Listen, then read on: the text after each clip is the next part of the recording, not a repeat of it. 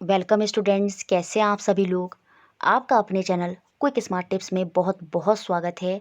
जैसा कि junior edit का फाइनली जो ऑनलाइन फॉर्म है पूरी तरह से बिगिन हो गए हैं और ये भी डाउट अब पूरी तरह से क्लियर हो गया है कि खाली साइंस नहीं आएगी, साइंस और मैथ दोनों ही आने हैं और दोनों ही लगभग 50-50 नंबर के आएंगे और कुल मिलाकर ये पेपर आपका 100 नंबर का होने वाला है।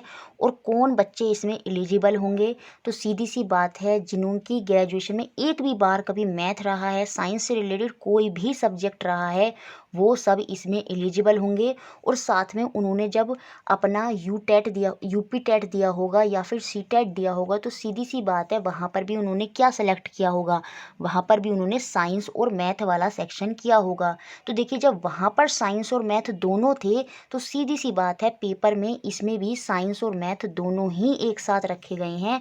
जैसे आपका सी टेट होता था या यूपी टेट होता था जिसमें 60 मार्क्स का होता था, जिसमें 30 नंबर की साइंस होती थी और 30 नंबर का मैथ होता था, तो कोई कन्फ्यूज़न होना ही नहीं चाहिए। तो वही चीज़ है, जब आपने अपर प्राइमरी साइंस और मैथ से निकाल रखा है तो वहाँ पर 30-30 क्वेश्चन थे। इस बार आपको 50-50 क्वेश्चन देखने को मिलेंगे साइंस और मैथ के, और कुल मिलाकर ये आपके 100 नंबर होंगे। और अब बस आपको तैयारी में लग जाना है अपनी, और आपको डाउट क्लियर हो भी गया होगा। देखिए, यहाँ पर कुछ ऐसे नहीं बताया कि कौन एलिजिबल होगा, तो मेरे हिसाब से तो बिल्कुल यही होगा कि जिन्होंने अपना सी टेट या अपर प्राइमरी का टेट जो जिस सब्जेक्ट से निकाल रखा है, अगर आपने साइंस और मैथ्स से निकाला है तो सीधी सी बात है आप साइंस और मैथ्स के लिए एलिजिबल हैं। और आपके ग्रेजुएशन में चाहे आपने बीसीए किया हो और चाहे आपने एमसीए किया हो, आप जब वो बच्चे भी देखेंगे ना तो उनके सब्जेक्ट भी जो है ना वो साइंस और मैथ वाले ही हैं कहीं ना कहीं, क्योंकि उनके पहले साल में मैथ होता है। तो वो सारे बच्चे जिनके कभी ना कभी मैथ या साइंस से रिलेटेड कोई सब्जेक्ट रहा है, वो सारे के सारे साइंस और मैथ में जाएंगे।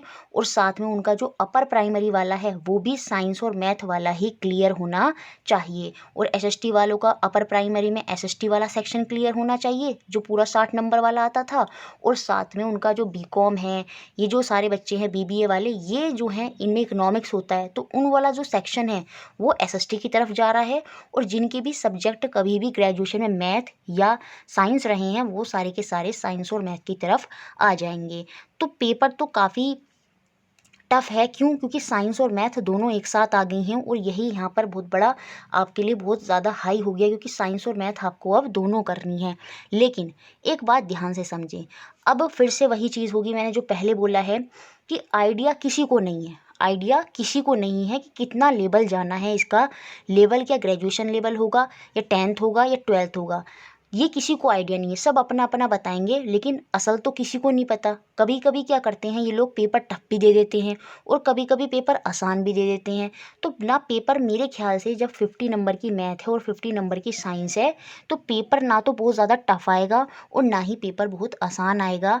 और मैं अपना अगर पर्सनल सजेशन दूं तो आप कुछ ना पढ़ के सिर्फ यूपी बोर्ड या एनसीईआरटी की क्लास 10th तक की ही बुक पढ़ लें, मोर देन सफिशिएंट है। बहुत ज़्यादा नहीं जाना है, टाइम कम है। टाइम कम है तो चीज़ें ऐसा नहीं है कि बहुत सारी भगानी है कि सब कुछ कर लेंगे आप, नहीं, सब कुछ नहीं कर सकते आप 10 तक की ज़रा मैथ और साइंस कर लें, बहुत बढ़िया आप स्कोर कर लेंगे। अभी यही तो चीज़ होगी, बोलेंगे 12th तक की करो, या 12th तक की कैसे कर लेंगे आप? क्योंकि 12th तक की साइंस करना कोई ऐसा नहीं है कि आपने बच्चों का खेल है यूं एक महीने में हो जाएगी, नहीं हो सकती। आप अपना 10th तक की ही साइंस और 10th तक की ही मैथ करें, क्योंकि जो मैंने साइंस का सिलेबस देखा है ना, वो बहुत ही बेसिक लेवल सिलेबस लिखा है इन्होंने। और इस सिलेबस के अकॉर्डिंग जो है आप 100% 10th तक की साइंस से कर देंगे। टीचर्स ने बताना शुरू कर दिया है, लेकिन अभी तक किसी ने प्रॉपर सिलेबस नहीं देखा है। सिलेबस बहुत ज़्यादा हाई डिमांड नहीं कर रहा है, सिलेबस डिमांड कर रहा है आपकी 5th से लेके 10th तक की बुक्स, बस वही डिमांड कर रहा है। तो 11 12th या ग्रेजुएशन के चक्कर में ना आए, अपना 10th तक का पढ़ लें, उससे एक सेटिस्फेक्शन भी मिलेगा और अच्छे से आप तैयारी कर पाएंगे। और अगर आप दिमाग में ये सोचेंगे कि मैं बड़े लेवल का पढ़ूँ, तो आप पढ़ ही नहीं पाएंगे। क्यों? क्योंकि एक तो वो आपको आता नहीं है ना, और कोई भी अभी इतना अच्छा टीचर नहीं है कि बहुत ज़्यादा डिटेल में आपको वो पढ़ाने वाला है। तो आप 10th तक का पढ़ें, खुद से अपनी बुक्स ले लें 10th की, चाहे एनसीईआरटी ले लें चाहे यूपी बोर्ड की बुक ले लें, दोनों ही सेम है, कोई दिक्कत नहीं आने वाली है। और टॉपिक से पढ़ना शुरू कर दें। अब देखिए, अगर मैं साइंस के टॉपिक की बात करूँ तो ये तो टॉपिक बहुत इजी हैं। ये पूरा आपका साइंस का सिलेबस है और इससे पहले ये वाला पूरा आपका मैथ का सिलेबस है। इसका प्रिंट आउट निकलवा लें। ये जो सबसे पहले आपका वो आया था नोटिफिकेशन, उसी में आपका सिलेबस था, है ना। तो वो सिलेबस का आप पहले प्रिंट आउट निकलवा लें। अपना सिलेबस अपने पास होना चाहिए अच्छे से, और एक एक चीज़ सिलेबस के अकॉर्डिंग करते जाएं। देखिए, अगर मैं साइंस की बात करूँ ना, तो ये जो टॉपिक्स दिए हैं सिलेबस में, ये बहुत ज़्यादा एक्सपेंडेड नहीं है, बहुत ही नॉर्मल लेवल पर बताए गए हैं यहाँ पर टॉपिक। और इसी सिलेबस को देखकर मुझे पूरा अंदाज़ा लग रहा है कि 10th से बाहर आपका नहीं जाएगा। देखिए, थोड़ा बहुत अगर बाहर चला जाता है तो ना मैं ज़िम्मेदार हूँ, ना आप ज़िम्मेदार हैं। आप ग्रेजुएशन का पढ़ लें, हो सकता है 8th तक का ही आ जाए, तो वो तो प्रॉपर कोई नहीं बता सकता। लेकिन फिर भी मेरा ये सजेशन रहेगा, 10th तक का कर लें, बहुत अच्छा रहेगा। बहुत ज़्यादा हाई में ना जाएँ, उसके चक्कर में क्या हो जाएगा ना, एक तो माइंड जो है वो आपका वो हो जाएगा, स्ट्रेस में चला जाएगा कि यार इतना कैसे होगा। तो वो चीज़ बाहर कर दें और अपना 10th तक का पढ़ लें। देखिए, बेसिक टॉपिक यहाँ पर तो 5 to 8 तक के ही टॉपिक दे रखे हैं, उसका लेवल और आगे बढ़ाया भी नहीं है इन्होंने सिलेबस में। वैसे तो दैनिक जीवन में विज्ञान, नॉर्मली जो साइंस होती है, अब बहुत से बच्चे हो क्या रहे हैं ना, इसको टीजीटी पीजीटी से कंपैरिजन कर रहे हैं। इसका उससे कंपैरिजन नहीं है बच्चों, वो बहुत हाई है और ये उसके कंपैरिजन में बहुत लो है। ठीक है, तो इसको अपने 10th के अकॉर्डिंग कर लें, कोई दिक्कत नहीं, क्योंकि वहाँ पर पर्टिकुलर एक सब्जेक्ट होता है और बहुत डिटेल में उसका पूछा जाता है। यहाँ पर सारे सब्जेक्ट मिक्स हैं, आपकी मैथ भी है, साइंस भी है, साइंस में फिजिक्स केमिस्ट्री बायो भी है। तो इतना लेवल वो हाई नहीं रखेंगे, 10th तक का लेवल से आपका काम चल जाएगा।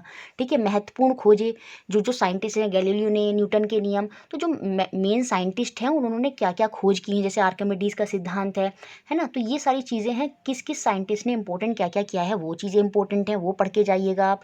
अब देखिए, ये वाला जो सेक्शन है, इसमें सेकंड टॉपिक रेशे एवं वस्त्र, रेशों से वस्त्र तक, ये पूरा हमारा एनसीईआरटी में 6 to 7 के 8th 6 7th 8th के, मुझे याद नहीं आ रहा एग्जैक्ट, वहीं कहीं पर है ये वाला चैप्टर। और उसमें पूरा दिया है कैसे जो हमारा जो रेशम है वो हमें बनकर मिल जाता है, सिल्क मिल जाता है, कैसे हमें, कैसे मलबरी के पत्ते पर वो कीड़ा बैठेगा, फिर वो कैसे पूरा ककून बनेगा, और वहाँ से कैसे कैटरपिलर होते हुए, वो पूरा हमें पूरा वहाँ पर प्रोसेस दिया है, वो अच्छे से पढ़ना है। सजीव, निर्जीव, है ना, ये पूरा देखना है। सजीवों का वर्गीकरण, जंतु और वनस्पति के आधार पर जो वर्गीकरण है, जैसे 5 वर्गों में वो बांटे जाते हैं। सजीवों को कैसे बांटा जाता है, निर्जीव, सजीव, वो इसमें क्या आ जाएंगे आपके बायोटिक और अबायोटिक कंपोनेंट आ जाएंगे। फिर क्या कहते हैं, कैसे जीवों का अनुकूलन, वो कैसे कैसे एनवायरनमेंट में रहते हैं, जैसे जो आपका पोलर वो जो होता है पोलर बियर, वो आपका आर्टिक रीजन में रहता है ना। इस तरह से चीज़ें हैं। जंतुओं एवं पौधों का वर्गीकरण, बेसिकली यहाँ पर इनका डिवीज़न है। जैसे जंतु में डिवीज़न होता है, बैक्टीरिया अलग हैं आपके, उनका वर्ग अलग है, फंगाई का वर्ग अलग है ना। तो ये सारे जो डिवीज़न है वो सारा इसमें आ गया। फिर जंतु की संरचना एवं कार्य, यहाँ पर बेसिकली हम बात करेंगे सेल की, सेल, कोशिका, वो सारा चैप्टर जो है यहाँ पर पूरे अच्छे से कवर होगा। फिर सूक्ष्म जीव वाला और उनका वर्गीकरण, ये हमने एनसीईआरटी में भी बहुत अच्छे से करा है, तो ये माइक्रो ऑर्गेनिज्म वाला चैप्टर है जो आपको अच्छे से करना है।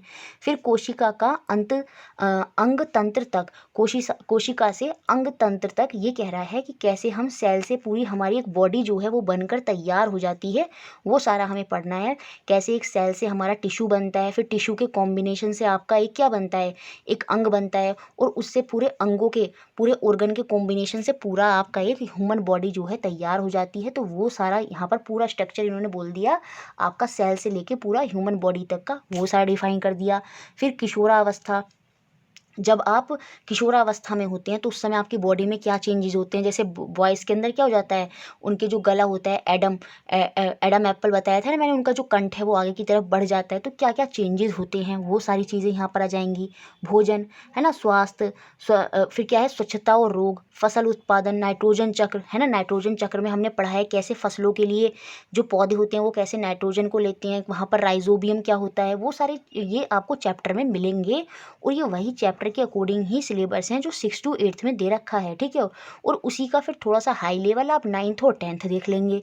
जंतुओं में जो पोषण है, जैसे हमें क्या क्या पोषक तत्व चाहिए होते हैं, कार्बोहाइड्रेट, फैट, है ना। पौधों में जैसे जाइलम और फ्लोएम के थ्रू उनको पानी चाहिए, वो फोटोसिंथेसिस करते हैं। यहाँ पर जनन की बात हो गई, जैसे सेक्सुअल और असेक्सुअल हो गया। प्लांटों में जैसे हम पढ़ते हैं फ्लावर के अंदर कौन से मेल पार्ट हैं, कौन से फीमेल पार्ट हैं, कौन से पौधे हमारे लिए लाभदायक हैं, जैसे पौधे हमें ऑक्सीजन देते हैं, तो वो सारी चीज़ें हो गई।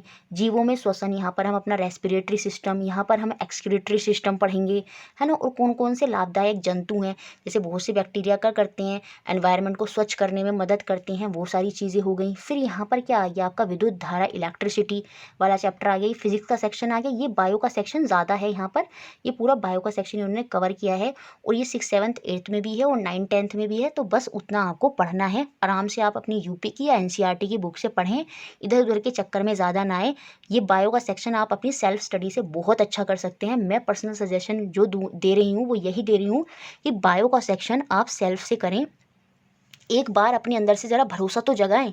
हो ही नहीं सकता, आप कर नहीं सकते।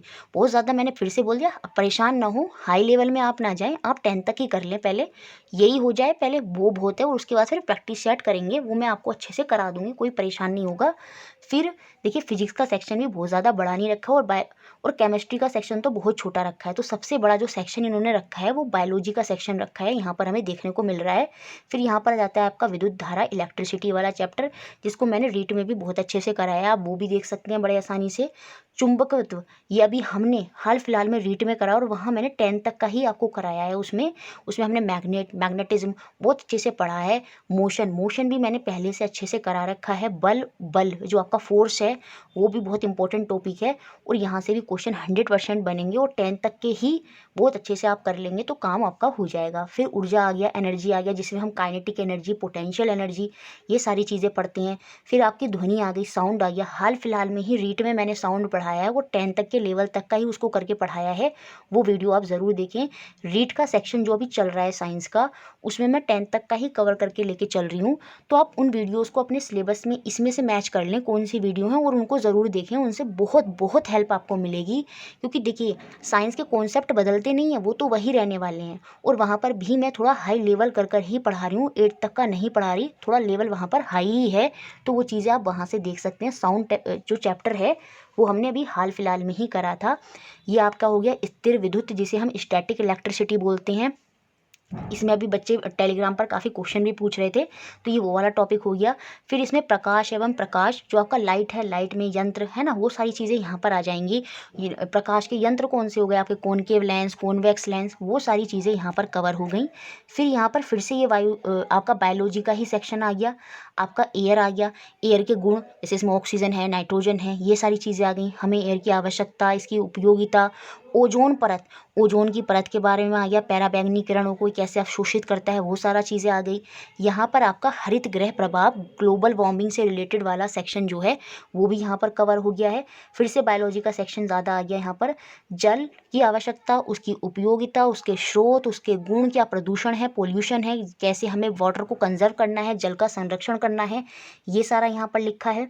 तो आप घूम फिरा कर देखूं तो बायोलॉजी का सेक्शन बहुत ज़्यादा है। तो 10th तक की जब आप बुक पढ़ें तो बायोलॉजी के सेक्शन को बहुत अच्छे से करें, क्योंकि बायोलॉजी यहाँ पर हमें अच्छी खासी देखने को मिल रही है। उसके बाद केमिस्ट्री को इन्होंने एक ही लाइन में ख़त्म कर दिया है, पदार्थ, मैटर, जिसमें हम सॉलिड, लिक्विड, गैस पढ़ेंगे, एटम, मॉलिक्यूल पढ़ेंगे, और हाल फिलहाल में हम पढ़ भी रहे हैं रीट में एटम और मॉलिक्यूल।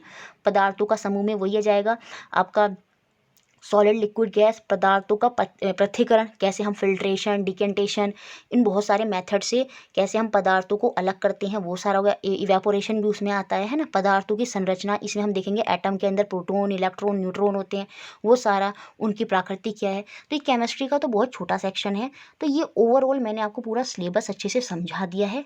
अब मेरा पर्सनल सजेशन, जो, क्योंकि मैं बिल्कुल वही बता रही हूँ जो मुझे लग रहा है, क्योंकि मेरा पर्पस कभी भी ये नहीं रहता, आप पहले से भी जुड़े हुए होंगे मुझसे, कि मुझे व्यूज़ चाहिए या बच्चों को भ्रमित करना है। मेरा हमेशा पर्सनल सजेशन यही रहता है कि बच्चों को पॉइंट टू पॉइंट चीज़ें बताई जाएँ जो असल में बेनिफिशियल हैं। क्योंकि कभी मैं भी इस दौर से ही गुजर रही हूँ और अभी भी इसी दौर में चल रहे हैं, तो मैं बिल्कुल नहीं चाहती कि बच्चे इधर उधर की चीज़ों में भ्रमित हों। तो बस अपना 10th तक की बुक्स उठाएँ, उनको पढ़ लें। बाकी ये ना सोचें कि बहुत हाई लेवल हमें देखना है, पहले अपना ये अच्छे से कर लें। और टॉपिक्स बहुत सारे रीट में बिल्कुल मिलते हुए आपको मिल जाएंगे, फिजिक्स और केमिस्ट्री के। बेसिकली आपको देख लिया है सिलेबस में, बायोलॉजी करनी है, और बायोलॉजी कोई ऐसा नहीं है बहुत ज़्यादा समझनी है। उसको आप बुक से पढ़ेंगे ना, एक बार में समझ में नहीं आएगा, फिर से पढ़ेंगे तो दूसरी बार में क्लियर हो जाएगा। तो वो चीज़ें आप अपने अच्छे से करें। प्रैक्टिस सेट में करा दूंगी ज़रूर आपको, जो मुझे इंपॉर्टेंट लगेंगे क्वेश्चन वो भी मैं करा दूंगी आपको। अभी आप तैयारी शुरू करें अपनी। बाकी बीच-बीच में मैं आपको गाइड करती रहूँगी, जो भी आपके लिए होगा मैं 100% कोशिश करूँगी। थोड़ा-सा टाइम का इश्यू चल रहा है, वरना मैं और अच्छे से आपको करा देती। पर अभी फ़िलहाल आप इतना जो मैंने बताया है, इन सब चीज़ों को फ़ॉलो करें। तो यही सब था जो मुझे आपको बताना था। चलिए अपना ध्यान रखिए।